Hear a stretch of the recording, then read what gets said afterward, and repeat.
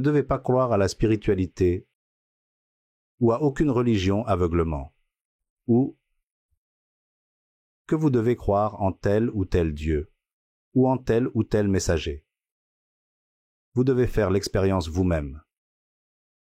Comme un scientifique, vous devez disséquer les choses impitoyablement. Il n'y a rien de mal à douter et à remettre en cause l'existence de Dieu. La science et la spiritualité, nous devons les rapprocher. Nous ne pouvons pas isoler l'une au profit de l'autre.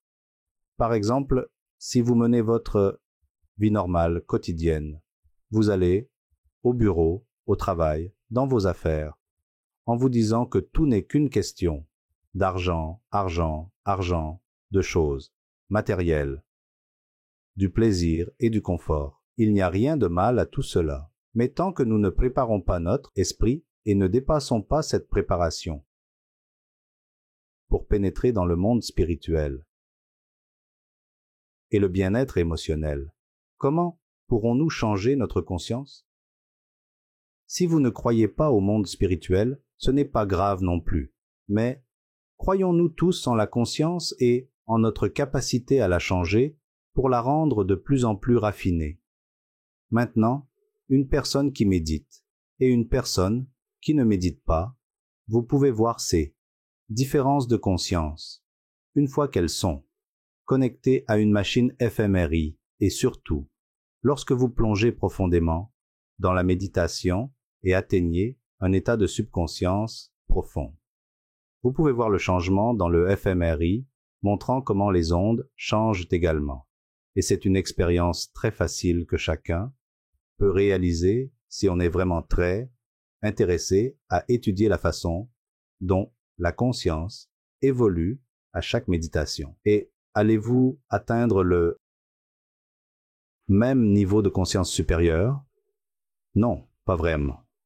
Parce que vous savez, si vous êtes dans un train et que la vue depuis votre fenêtre est la même chaque jour, cela signifie que votre train ne bouge pas.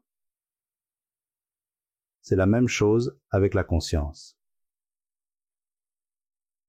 À chaque méditation, si vous continuez à expérimenter les mêmes choses, le même niveau de conscience, cela signifie que vous êtes bloqué. Chaque méditation doit nous élever vers un état de conscience de plus en plus élevé, et qui peut l'affirmer. Donc, à partir d'un certain niveau de conscience, aucun appareil, même pas une machine fMRI, ne peut le mesurer. Il faut donc réellement le ressentir, l'expérimenter soi-même et dire « Oh, je ressens cet état de paix et de compassion dans mon cœur ou d'amour dans mon cœur. » Le lendemain, vous utiliserez peut-être des mots synonymes tels que si paisible, si calme, si gentil, etc. Mais la qualité de cette paix et de cet équilibre dont vous ressentirez sera différente. Vous savez, quoi que vous décrivez, l'amour, la gentillesse ou la compassion que vous ressentez, cela a aussi un certain niveau de spectre, je dirais. Cela appartient à un spectre différent, à différents niveaux de fréquence, et c'est ce que j'aimerais que le monde sache qu'il ne faut pas croire aveuglément à la spiritualité ou à une religion aveuglément, vous savez, ou que vous devez croire en tel ou tel Dieu ou en tel ou tel messager. Vous devez l'expérimenter vous-même. Ainsi, comme un scientifique, vous devez disséquer les choses impitoyablement sans que vous ne renonciez à cause des émotions ou à cause de la peur ou de la tentation. Il n'y a pas de mal à douter et à questionner l'existence de Dieu. On doit se poser la question suivante. Qu'est-ce qui me fait avancer depuis ma naissance? Je m'épanouis, je respire, je cours partout, je suis capable de voir et j'écoute. Vous savez si vous avez Assistez à l'accouchement d'une mère qui accouche un enfant pour la première fois. Dans ce monde, il y a beaucoup de douleur. Et dès que le bébé arrive, il commence à pleurer. Et s'il ne pleure pas, les infirmières et les médecins se précipitent. Il y a un appel d'urgence frénétique et ils sont tous sur le pied de guerre pour essayer de réanimer le bébé afin qu'il puisse pleurer et qu'il puisse respirer. C'est la première fois que cette mère, ou peut-être la dernière fois, qu'elle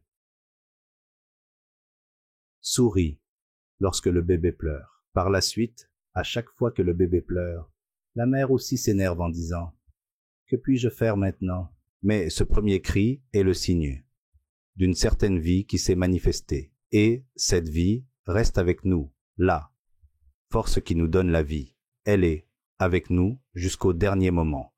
Cette force vitale est en moi. Elle n'est pas en dehors de moi. Avez-vous jamais fermé les yeux et dire merci à cette force vitale? Soyez reconnaissant envers cette entité. Une fois que nous reconnaissons sincèrement cette entité, cela devient le fait même de dire oui, merci. Les gens appellent cette force vitale présence divine. Certains l'appellent présence divine ou étincelle de Dieu. D'autres l'appellent âme et les hindous l'appellent Atman. Peu importe comment vous l'appelez. Que vous y croyez ou non, cela n'a pas d'importance. Elle s'en fiche. Elle nous donne la vie jusqu'au moment où elle décide de se soustraire pour n'importe quelle raison. Et c'est à ce moment-là qu'avec ce dernier souffle, la vie s'arrête. Nous devons donc être vraiment reconnaissants. Au lieu de courir à l'extérieur, à la recherche de Dieu ou de cette force vitale, cherchez à l'intérieur.